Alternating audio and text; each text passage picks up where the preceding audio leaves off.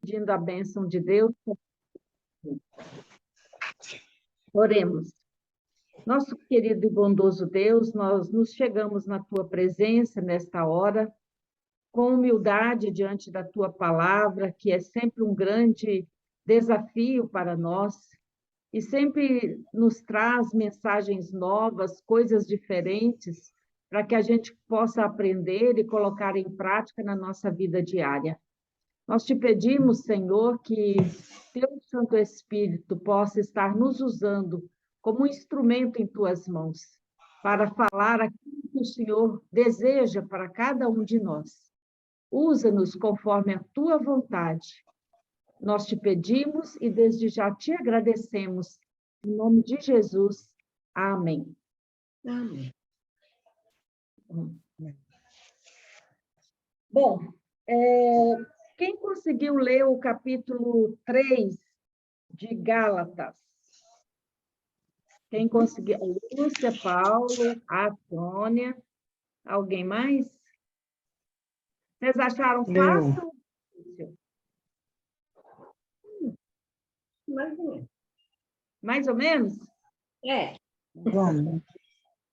Ah, Eu achei que é um grande desafio você tratar desse assunto aí. É. olha, eu tive que ler e reler não sei quantas vezes, né?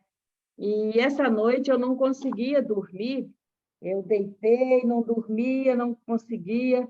Aí eu levantei à meia-noite ou 1h da manhã, fiquei até às 2h da manhã, trabalhando, relendo, e depois fui deitar, levantei hoje também, tornei, né, a reler e também escrever algumas ideias, né, daquilo que o texto vem nos trazendo. A gente também lê algumas pessoas, né, que escreveram também sobre o texto. A princípio, tem algumas partes que parecem um pouco difícil, mas quando a gente vai desenrolando, né, o texto, a gente vai percebendo como o apóstolo Paulo trabalha, né, e qual que é o cerne da pregação dele. E nós vamos perceber que o cerne da pregação está entre a lei e a graça, entre lei e evangelho, né? Entre as obras da carne e as obras do Espírito, o ser aceito por Deus, que nós somos aceitos através da nossa fé. Então, eu vou começar lendo apenas os versículos de 1 até 5. Depois, a gente vai lendo alguns versículos, vocês podem acompanhar, e quem não leu, leia novamente, porque vale a pena a gente ler, porque quando a gente lê e a gente escuta ou estuda, e as coisas vão fazendo sentido. Aí, se tiver pergunta, vocês podem fazer. Então, começa assim, eu vou ler na Bíblia do Almeida, linguagem de Almeida. Diz assim, Paulo apela para a experiência dos Gálatas. Ó Gálatas insensatos, quem vos fascinou a vós outros, ante cujos olhos foi Jesus Cristo exposto como crucificado? Quero apenas saber isto de vós. Recebeste o Espírito pelas obras da lei ou pela pregação da fé? Sois assim insensatos que, tendo começado no Espírito, estejais agora vos aperfeiçoando na carne? Terá sido em vão que tantas coisas sofrestes, se na verdade foram em vão? Aquele, pois, que vos concede o Espírito e que opera milagres entre vós, porventura o faz pelas obras da lei ou pregação da fé? Vamos parar por aqui. Então, a primeira coisa, né, que a gente percebe é que Paulo, ele inicia fazendo uma pergunta e, ao mesmo tempo, uma acusação. Ele chama os Gálatas de insensatos, né? Esses irmãos e irmãs de insensatos.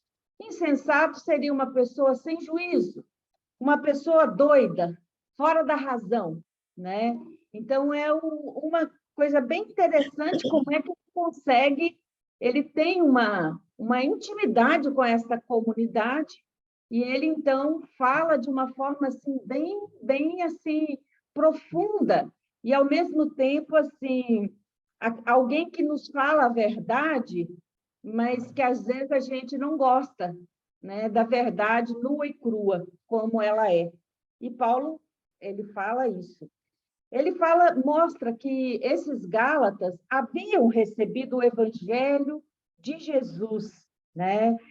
E haviam também recebido o Espírito Santo.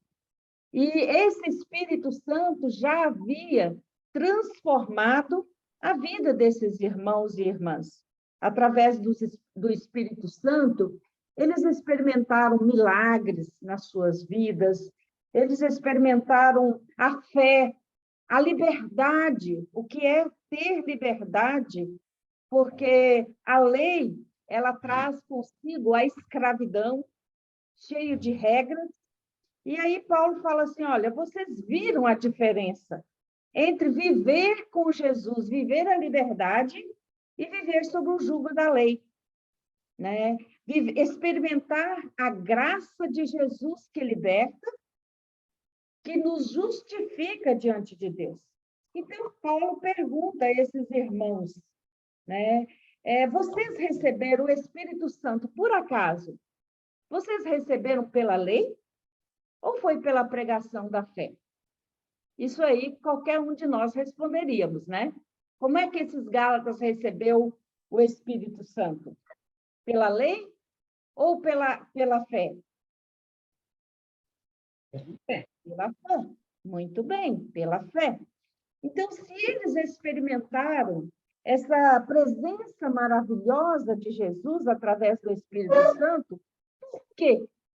Por que que esses Gálatas querem agora voltar ao regime da escravidão da lei? Né? Como que uma pessoa, uma vez livre, pode voltar ao regime da escravidão? Né? Tudo isso se deve, nós sabemos, que à dureza do coração do ser humano. O próprio povo de Israel, que sofria como escravos no Egito, que eram chicoteados, que faziam os tijolos, né, para as construções do faraó, debaixo do sol escaldante, debaixo do chicote, da humilhação, né, da escravidão. Deus, então, ouve o clamor desse povo, vê a situação de miséria, de escravidão, e Deus desce através de Moisés, que ele aparece para Moisés, para libertar esse povo do Egito.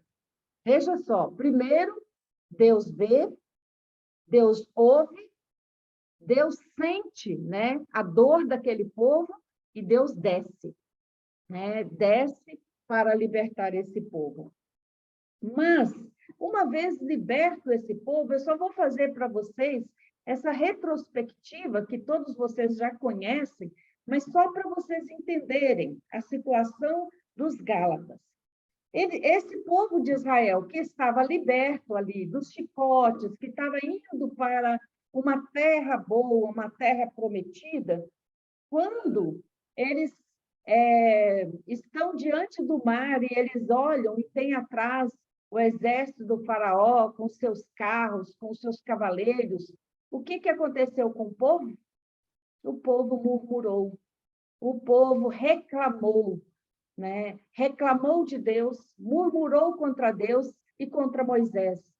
E eles, então, lá em Êxodo, capítulo 14, versículo 11, o povo fala assim com Moisés, aquela liderança, por acaso não havia sepulcro suficiente no Egito para você nos fazer morrer nesse deserto? Né? E olha só, eles já tinham experimentado o poder de Deus através das 10 pragas no Egito, e que nada tinha acontecido ao povo de Israel por ação unicamente de Deus.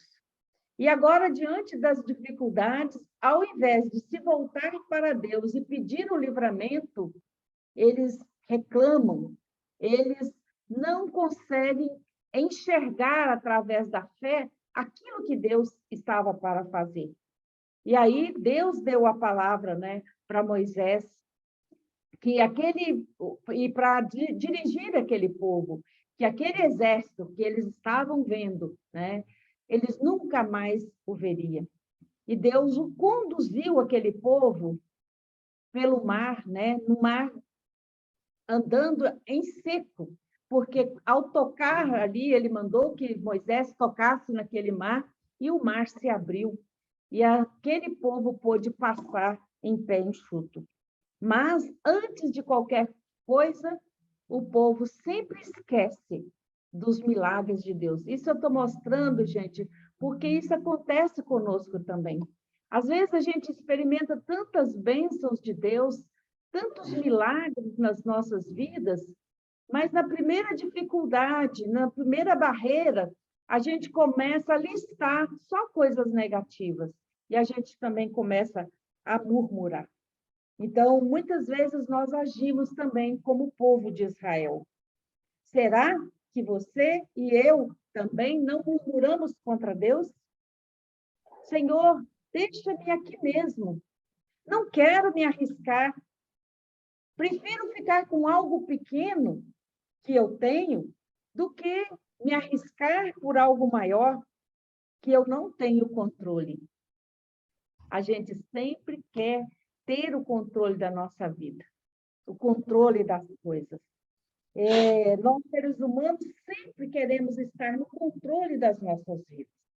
Hoje até existe uma frase, né, que muitos falam, e até o jargão, né, de muitos de nós cristãos, de sempre dizer assim: Deus está no controle, né? A gente às vezes escuta isso direto. Deus está no controle, não precisa se preocupar. Mas será que nós estamos falando isso realmente com fé, com coragem, e dizendo: olha, Deus está no controle da minha vida? Ou será que a gente diz assim: Senhor, eu quero controlar a minha vida, eu quero fazer do meu jeito, né? Às vezes a gente que quer controlar Deus, às vezes a gente que quer que Deus faça aquilo que nós estamos pedindo, e não deixar Deus ser Deus, fazer aquilo que Ele realmente quer. Bom, Deus precisa estar, sim, no controle das nossas vidas. Então, Paulo, agora, olha que coisa assim fantástica. Quando eu comecei, depois de ter lido umas 6 vezes esse texto, eu comecei a descobrir coisas assim fantásticas que eu não tinha parado para pensar. A primeira coisa, o Paulo começa a fazer esse povo lá da igreja da Galácia a fazer uma retrospectiva do tempo. Olha, os judeus conheciam muito a história dos seus antepassados. Quem era o patriarca da fé? Bem conhecido pelo povo de Israel. Isso, Sônia. Abraão. Tá sem som, mas é isso mesmo. Abraão. Mas, então, Paulo mostra para ele a experiência do chamado de Abraão. Que em Abraão, Deus fez uma grande promessa. Olha só, Paulo está indo lá no Antigo Testamento. Antes de quê? Antes da lei. Antes da lei havia o quê? Uma aliança. Uma aliança com promessa. Essa promessa foi feita a um homem, com sua família. Deus chamou Abraão para sair da sua terra, do meio dos seus parentes, para ir para uma terra onde mana leite e mel. Uma terra que Deus não falou para Abraão: ó, Abraão, você está saindo de Ur e você vai para tal lugar. Não, vai para onde eu te mostrarei.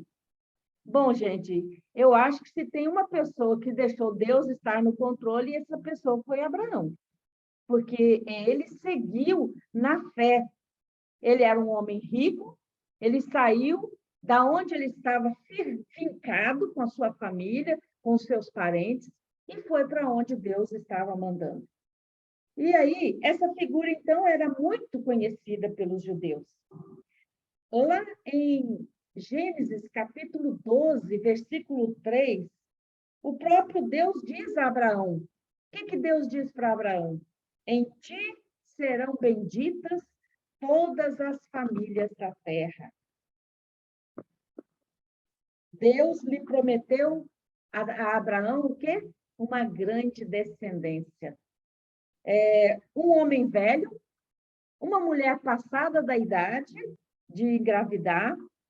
Deus manda Abraão sair da sua terra, do meio dos seus parentes, apenas ser guiado pela sua palavra. E aqui a Bíblia fala que Abraão creu. Gente, vai desta palavra. Abraão creu. E porque ele creu, ele partiu nessa fé. Ele creu e partiu nessa fé. E quem fez a promessa? Quem fez a promessa? Foi Abraão? De andar com Deus? Foi Deus que fez a promessa de andar com Abraão. Por isso, Abraão é conhecido como o patriarca da fé. Porque Deus lhe prometeu uma grande descendência, como as estrelas do céu, como a areia do mar. Será que nós, pensa bem, gente, será que eu ou você teria essa mesma coragem de Abraão? Creio que a maioria de nós diria que não, para sermos bem sinceros, né? A gente tem muita dificuldade até de sair de uma cidade para outra, muito menos de um país sem saber nem para onde você está indo. A promessa feita a Abraão, portanto, é antes da lei, né? A promessa feita a Abraão é antes da lei. A promessa veio antes, a lei veio depois. Uma promessa feita, gente, é algo que não pode ser quebrado. Por isso, há uma importância muito grande de nós, pais, avós, educadores, ter cuidado com aquilo que prometemos. Porque aquilo que a gente promete, a gente precisa cumprir. Então, se você não pensa em cumprir, não promete. Porque eu, por exemplo, tenho na minha trajetória de vida muitas experiências frustradas com promessas. Promessas que não foram cumpridas, que me machucaram muito, porque eu esperei anos por essa promessa que nunca se concretizou. Mas com Deus não é assim. Deus fez a promessa a Abraão. Era um acordo, é uma aliança. A lei não. A lei não depende de uma pessoa apenas. A lei depende de duas pessoas que precisam concordar com ela. Então, a lei veio depois de Moisés 430 anos. Lembra que quando Moisés está dirigindo e conduzindo o povo, Deus o chama, ele vai ao monte, recebe os 10 mandamentos. Isso era 430 anos depois de Abraão. No que Abraão agradou a Deus de uma maneira particular? Não foi cumprindo as obras da lei, pois naquela época a lei não existia, mas sim tomando a Deus pela palavra e confiando inteiramente nele e abandonando todas as coisas terrenas, entregando-se num grande ato de fé. O texto de hoje, ele continua falando sobre a tutela da lei e a graça de Deus. Nesse texto, então, Paulo usa um outro argumento para mostrar o que justifica o ser humano perante Deus. O que nos justifica perante Deus? É a lei? Não. É a confiança que nós temos nele. É a fé que nós temos nele. Então, não são as obras da lei. Na igreja primitiva, os convertidos, todos eles recebiam o Espírito Santo de uma maneira perfeitamente visível e manifesta. Então, o Espírito Santo agia na vida daquelas pessoas e elas sentiam a ação do Espírito Santo na sua vida. E é por isso que Paulo reclama com os Gálatas. Não é possível Vocês que já tiveram uma experiência com Jesus, uma experiência do agir do Espírito Santo na vida de vocês, como vocês querem voltar atrás para as obras da carne, para as obras da lei? É que acontece, gente, como acontece em diversas vezes na igreja. Às vezes, o Paulo, ele apresentou o evangelho aos Gálatas, só que alguns judeus, algumas pessoas que entraram ali naquela comunidade começaram a falar no ouvido, não, para você ser assim, você tem que se circuncidar, você tem que cumprir as obras da lei. Só que não era dessa forma, né? Para os gentios, eu já falei aqui antes, né, nos estudos passados, que Paulo foi conhecido como apóstolo aos gentios, e que para ele, né, no entendimento dele, a partir de Jesus, o ser humano não precisava da circuncisão. Mas o que Deus quer de nós é um coração contrito, arrependido, que nós tenhamos fé nele. É isso que importa. E aqui Paulo está mostrando que não é pela lei que eles vão ter a salvação, porque a salvação é graça, é puramente graça, dádiva de Deus. Porque para conquistar essa salvação, Jesus se entregou como o Cordeiro de Deus que tira o pecado do mundo. Naquela época, cada vez que se oferecia o sacrifício pelos pecados, tinha que oferecer um cordeiro sem defeito, tinha que ter todas as normas da lei para ser justificado. Só que Jesus, ele se considera maldito, porque os nossos pecados levam à morte. Toda pessoa que morria na cruz era considerado maldição, maldito. Então, Jesus conquista para nós a salvação, ele trazendo sobre si a maldição que pesava sobre os nossos ombros para nos trazer a paz, para nos trazer a graça. Então, Paulo está dizendo para eles que não era obedecendo às prescrições da lei que eles iriam ter a salvação, mas era simplesmente continuar confiando nessa graça poderosa de Deus. E de que uma vez que eles já tinham sido libertos por Jesus Cristo, eles não precisavam voltar mais à lei, à escravidão da lei. E logo depois nós vamos falar um pouquinho mais sobre a questão da lei. Mas agora, a promessa de bênção era para todos os descendentes de Abraão.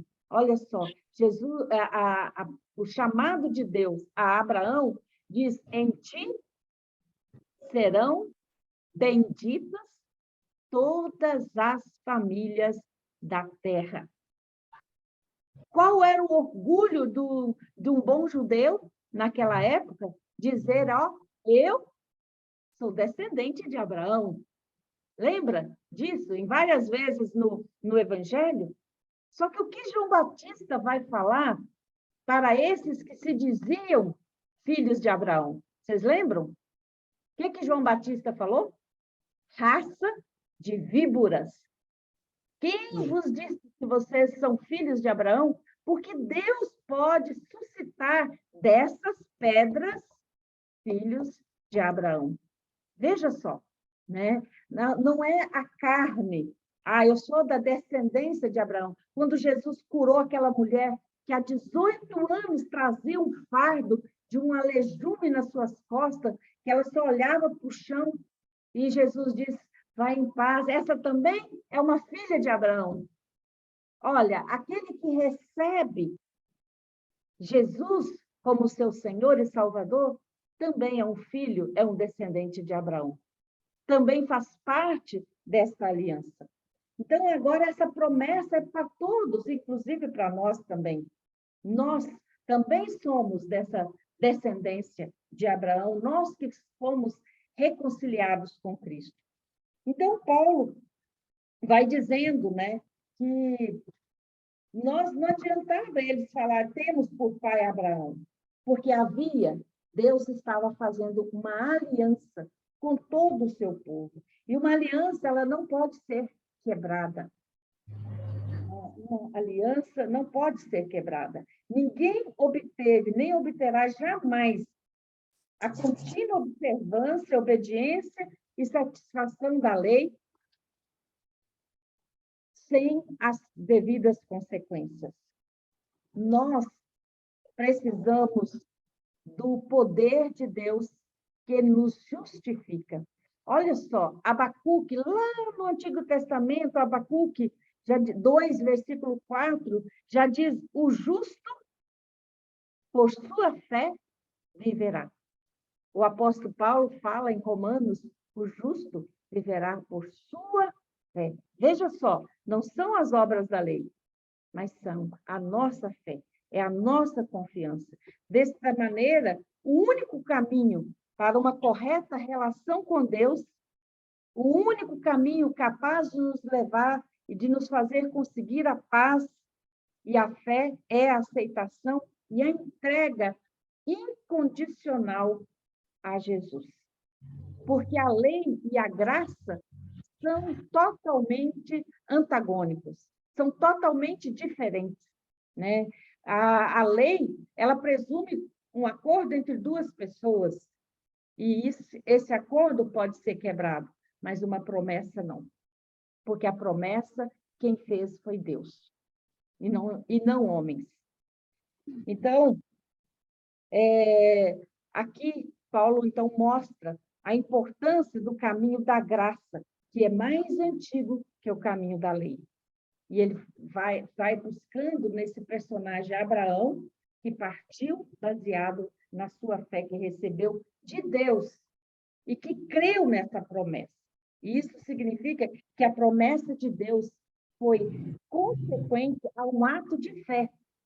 A um ato de fé também de Abraão. E a base da aliança entre Deus e Abraão foi a fé. É acreditar. É isso dizer, olha, Deus, tu tens o controle da minha vida, da minha história, da minha família, da minha descendência. E eu me entrego completamente a ti. Eu acho que não tem comparação maior de pessoa no Antigo Testamento que viveu nessa entrega de fé como Abraão.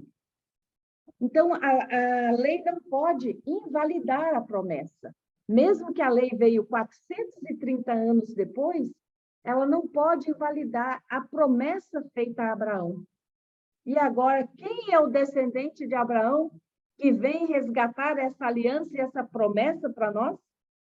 Jesus Cristo. Jesus Cristo. Ele vem agora fazer uma nova aliança com o seu povo.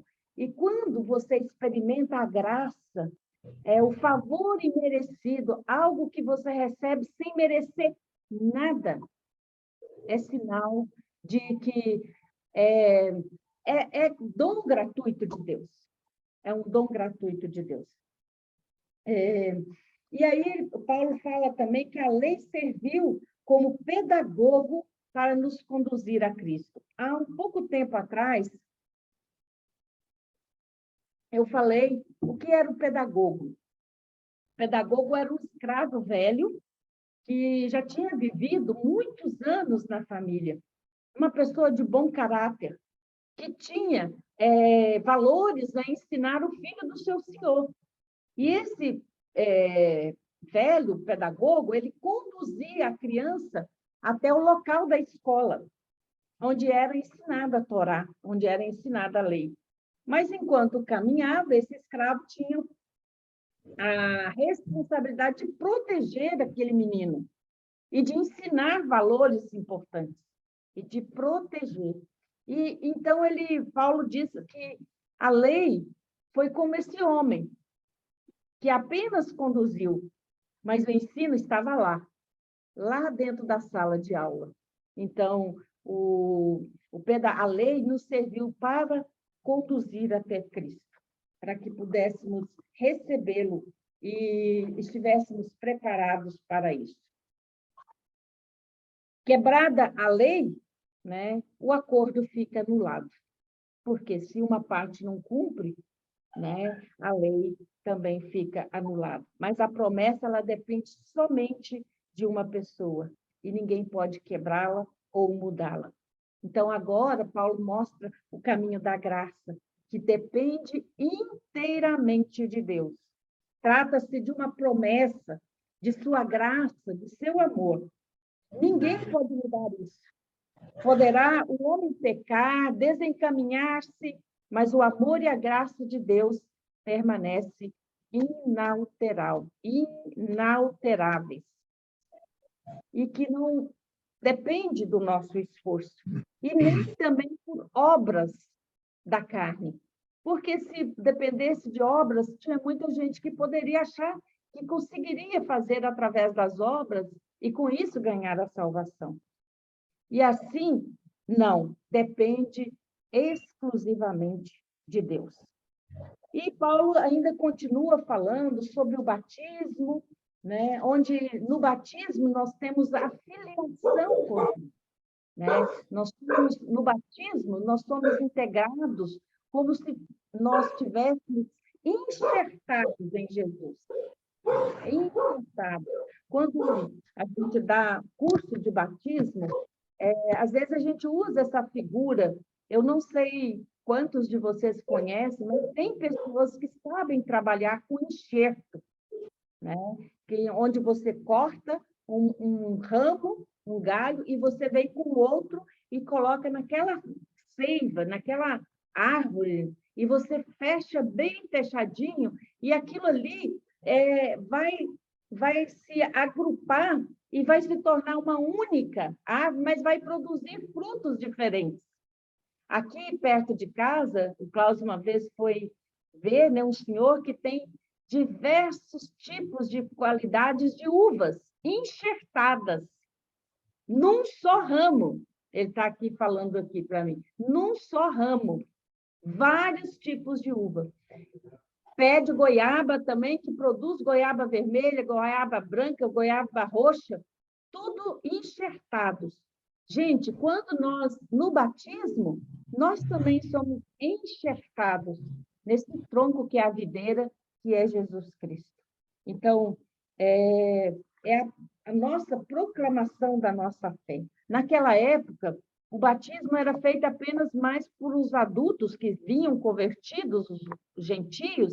Então, eles faziam numa pia grande, que é de 500 litros de água. E enquanto aquela pessoa entrava ali totalmente despida de roupas, e ali alguém iria lendo a lei, recitando os profetas, e aquela pessoa, ao sair ali daquela banheira, daquela piscina, né, com toda aquela água, ela já era um membro da igreja. Então, era muito interessante. Bom, gente, chegando mais ou menos lá no final, vou fazendo para nós um resumo. A lei regula a nossa conduta e aponta os nossos erros. Mas ela é como um médico que dá apenas o diagnóstico, mas não cura a enfermidade.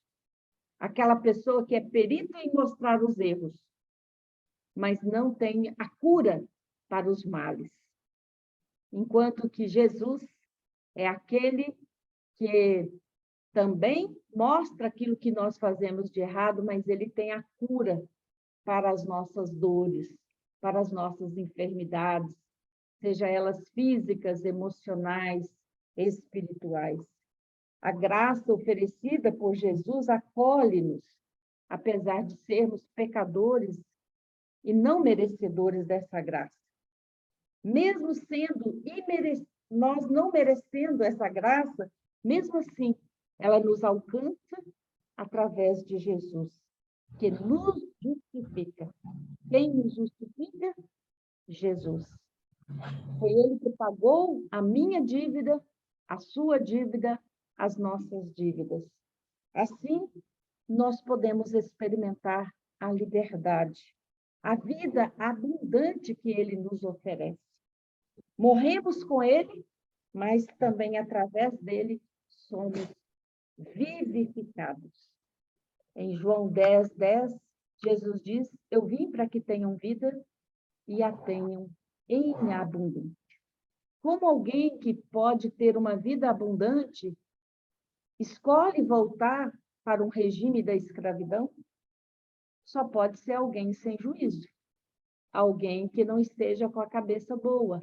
Então, é isso que Paulo está dizendo para os Gálatas. Olha, vocês conhecem a verdade, vocês sabem o caminho, só que vocês estão voltando para onde vocês já saíram. E vocês já saíram e já experimentaram algo melhor. Então, por que vocês estão indo para algo pior? Vocês entenderam? Então, é isso que Paulo está mostrando. E, às vezes, não sei se vocês já viram pessoas que, às vezes, também experimentam isso, né? De que, às vezes, levam uma vida totalmente perdida em vícios e tudo mais, e, às vezes, não tem nem forças para sair desse lugar. Então, é muito importante, né, a gente saber que sozinhos nós não damos conta. Mas quando a gente, às vezes, está fraquejando, aí a gente tende a mão, né? Ou a gente vai para um irmão e diz, olha, meu irmão, minha irmã, me ajuda, porque hoje eu estou me sentindo fraca. Hoje eu estou me sentindo muito pequena. Hoje eu preciso da sua mão, hoje eu preciso da sua oração, hoje eu preciso do seu ombro amigo. E quando a gente tem um irmão ou uma irmã de oração, ou alguém que a gente pode buscar, pedir um socorro, nós não vamos estar sozinhos nesse mundo. E nós temos um Deus que está sempre olhando por nós. Mas, nesse mundo, a gente passa por aflições, por problemas, por dificuldades. Ninguém pode dizer que o cristão não passa por lutas e por dissabores. Passamos, sim, por muitas lutas, por muitas dificuldades. Às vezes tem dia que é muito difícil. Às vezes tem dia que é muito difícil. E só mesmo a graça de Deus que nos põe em pé, né? Hoje eu estou aqui pela graça. Não estaria nem mesmo com vontade de estar, por inúmeras coisas. Mas se eu estou falando aqui com vocês, é porque eu tenho um Deus que está me segurando, por outro lado, que está me dando força, que está me encorajando, e de que maior do que os problemas e as fraquezas, tem um Espírito de Deus que nos move, que nos anima, nos fortalece. Amém. Se alguém tem alguma pergunta, alguma colocação, eu acabei fazendo bem direto, porque é um texto muito longo, e eu tive que tentar pular, porque eu gosto de pegar, às vezes, todos os detalhes, algumas coisas, porque quando a gente entende algumas coisas, fica mais fácil para adiante. Você vai percebendo, quando vai costurando, né? Durante todo esse texto, o Paulo vai trabalhando essas questões. Por isso que é tão importante a gente ler, né? Porque nós estamos agora estudando o livro de Gálatas, né? Já estudamos o 1, o 2 e hoje o 3. Então, está faltando 3 capítulos para terminar. Mas aí fica aí. Se alguém tiver alguma colocação, uma pergunta, pode fazer.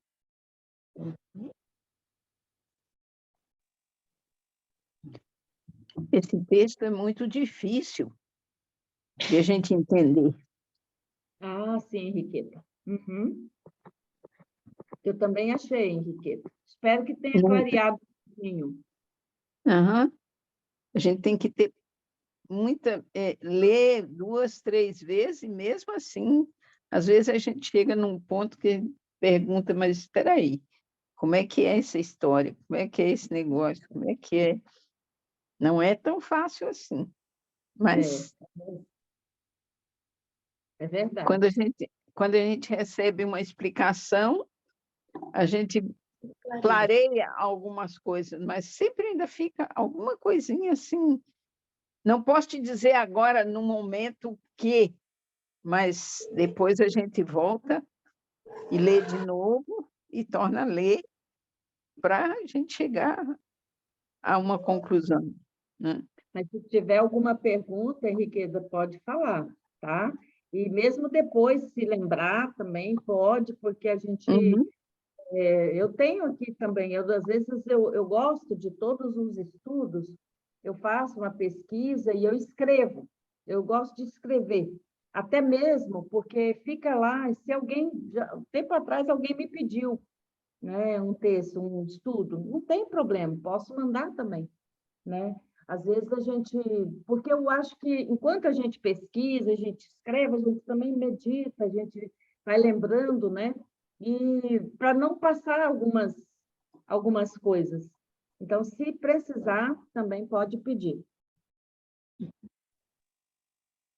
Porque eu agora Assim, também estou passando por esse momento de essas cirurgias, essas coisas todas que eu, né, passei e continuo passando, porque eu estou sentindo ainda muitas dores, eu tenho dores nas pernas e tudo, mas eu deixei de assistir justamente porque eu não estava aguentando ficar tanto tempo sentada.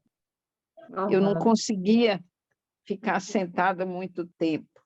Agora eu estou chegando ao ponto que dá dando para sentar de novo e ficar esperando uma coisa, mas não é fácil, principalmente por causa do problema neurológico. E aqui no Nossa. sul é muito frio, Uhum. nossa, como isso, pois, mas graças a Deus está passando. Já Ah, estou chegando a um ponto que é suportável. uhum. Mas quando quiser assistir, mesmo que seja deitada, pode assistir, tá? Não tem problema, não. Uhum. Porque às vezes cada um vai na sua medida, né? Naquilo que pode. Alguém mais? Não, eu queria comentar, não sei se eu vou fugir do texto, mas enquanto você falava, e eu aqui pensando, estava lembrando, né, das pessoas que ficaram como... Aí fugiu a palavra. Elas foram tratadas em situação de escravidão, análogo à escravidão aqui no Brasil, né? E quando tiraram elas desse meio, teve uma senhora que ficou dos 7 anos, e ela estava com 60 e lá vai... Ela ficou mais tempo trancada e fechada dentro daquela casa, daquela família, servindo a todos, até ela ser liberta. Então, a palavra liberdade, que o Evangelho também nos dá, ela também apavora, né? Porque nós, a partir daí, dessa liberdade, a gente é responsável pelas nossas ações, atos, atitudes e tudo mais. Então, a liberdade, ela traz o dobro, né, do peso de tudo que a gente vai passar no dia, né? Porque somos os únicos responsáveis. E se a É gente verdade. se agarra à lei, se a gente se agarra àquilo, mas eu não fiz porque não pode. Mas aqui ele diz que... Então, fica mais leve, porque tem outro que se responsabiliza. Não fui eu que inventei a lei, eu só obedeço. Então, a liberdade que o Evangelho, isso na vida da gente do dia a dia até hoje, eu enxergo por esse prisma, né? A liberdade é muito responsável, é muita responsabilidade nos nossos ombros, né? E isso assusta. Eu acho que lá os Gálatas, por mais que eles quisessem, eles tinham medo dessa liberdade, eu acho. E acabavam, vamos nos segurar naquilo que a gente já conhece, que a gente já sabe, né? Não sei, eu teria, como disse a Henriqueta, né? A gente teria que ler de novo, ler outra vez, para tentar ser um Gálata, né? Porque eu estou enxergando com olhos de Roni o texto. Então, era isso que eu ia falar. Muito obrigada, Rony. Uma boa observação. É verdade, a liberdade ela traz responsabilidade, até mesmo os nossos filhos, né? Quando eles crescem, que eles têm que tomar as decisões, tem quantas vezes os meus filhos falavam, ai, mãe, queria ser criança para você que vai tomar decisão, porque é muito difícil.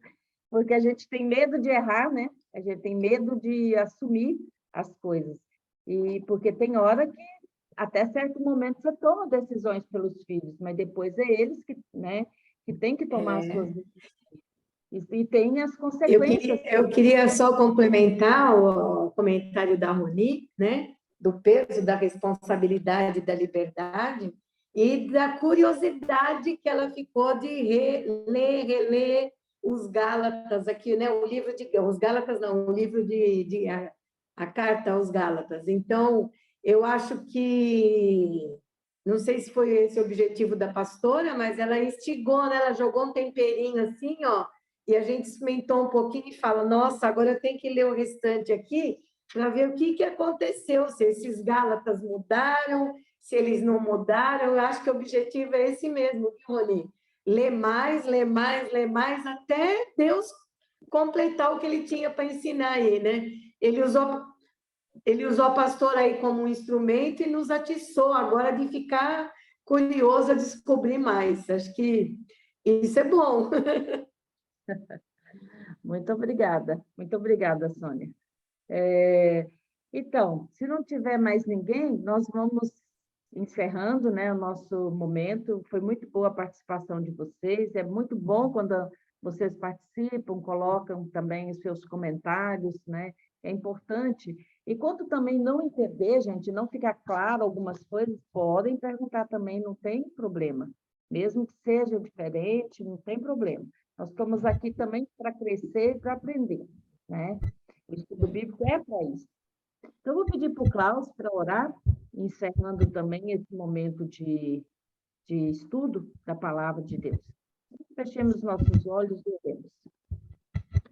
Querido Pai, obrigado por nos dares esta oportunidade de juntas e juntos ouvirmos sobre a Tua palavra, refletirmos sobre ela e, consequentemente, aprendermos mais para a nossa vida. Muitas e muitas vezes, Senhor, queremos, de forma até inconsciente ou consciente, mas sem querer mostrar isso para os outros, permitir que a lei fale mais alto do que a Tua graça. Obrigado, Senhor, por todos os exemplos que o pai Abraão traz para a nossa vida atual. Que a gente possa realmente aprender com ele a nos colocarmos inteiramente aos Teus cuidados. Agora queremos Te pedir, Senhor, que Tu estejas conosco e com todos os nossos familiares nesta noite e também no dia de amanhã. Mas também queremos Te pedir, Senhor, pelo dia da igreja aqui da União Paroquial de São Paulo, que será realizado aqui na nossa Paróquia Leste. Que todas as pessoas que vierem possam se sentir acolhidas com carinho e com amor por nós, membros aqui da Paróquia Leste. Por tudo isso nós Te agradecemos e Te pedimos, em nome de Jesus Cristo, o Teu Filho amado e o nosso Senhor e Salvador Jesus. Amém. Amém.